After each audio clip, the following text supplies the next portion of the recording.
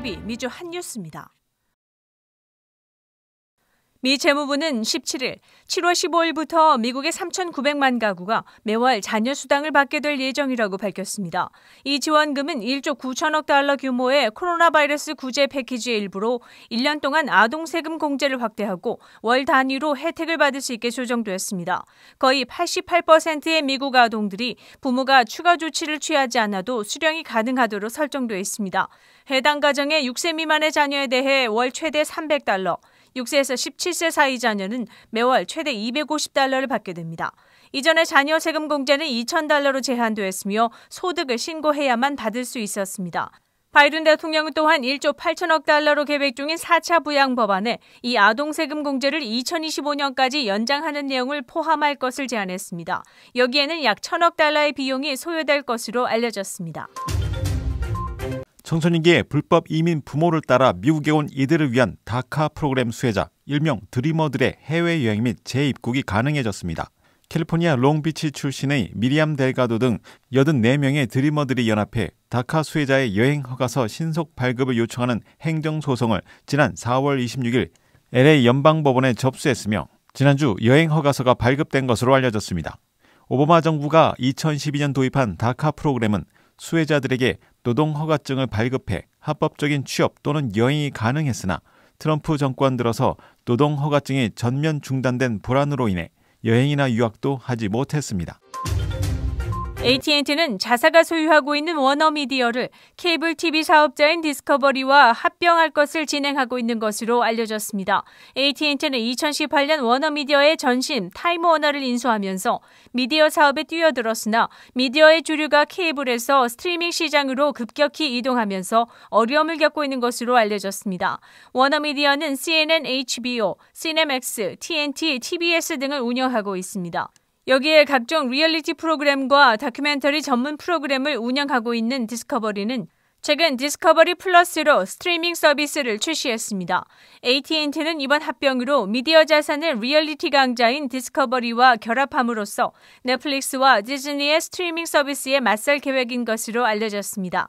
AT&T와 디스커버리는 공동 소유 방식으로 합병 회사의 설립을 논의 중입니다.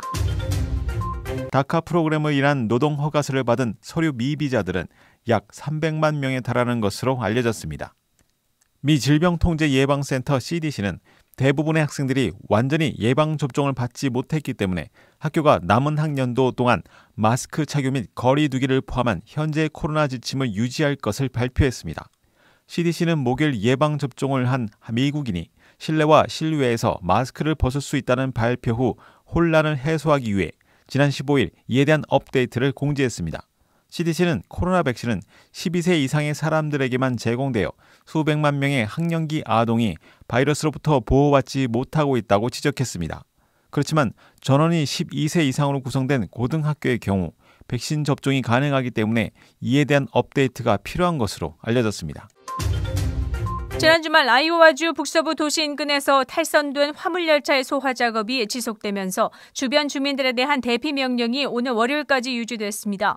위험물질을 운반하는 여러 대의 차량을 포함해 시블리시 근처에서 일요일 오후 약 47대의 차량이 탈선했습니다. 화재로 인해 두꺼운 검은 연기가 발생했지만 부상자는 보고되지 않았습니다. 시블리시는 디모인 북서쪽으로 약 200마일 떨어진 지역입니다.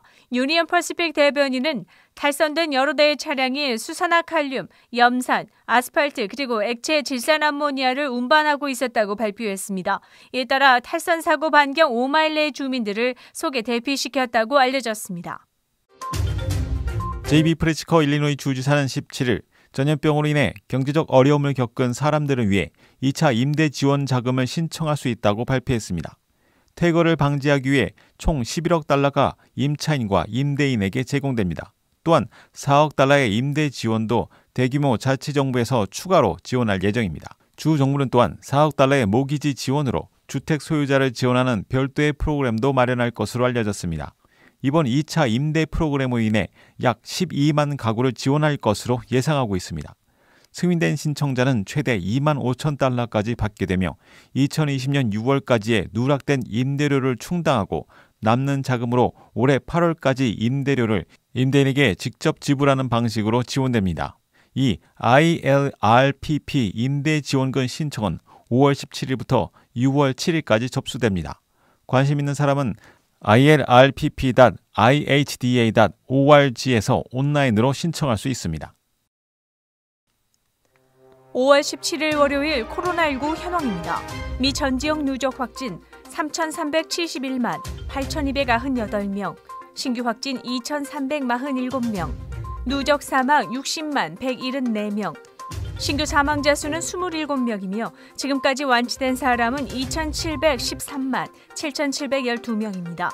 일리노이주 누적 확진 136만 7,214명, 신규 확진 946명, 누적 사망 22,445명, 하루 새 신규 사망자 수는 6명을 가리켰습니다.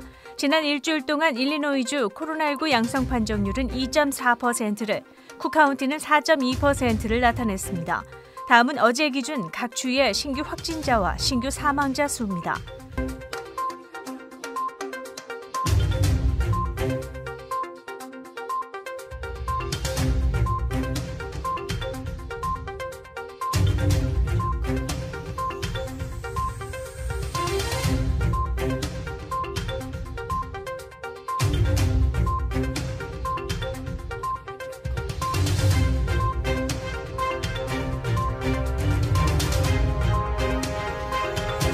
코로나19 데이터 관련 자세한 내용은 시카고토탈닷컴을 통해 다시 볼 수 있습니다. 윈TV 24.5와 MCTV 24.6 방송은 공중파 채널을 통해 시청하실 수 있습니다. 코로나19 비상시국 뉴스24에서는 여러분의 제보를 기다립니다. 제보 전화는 224-283-8200번입니다.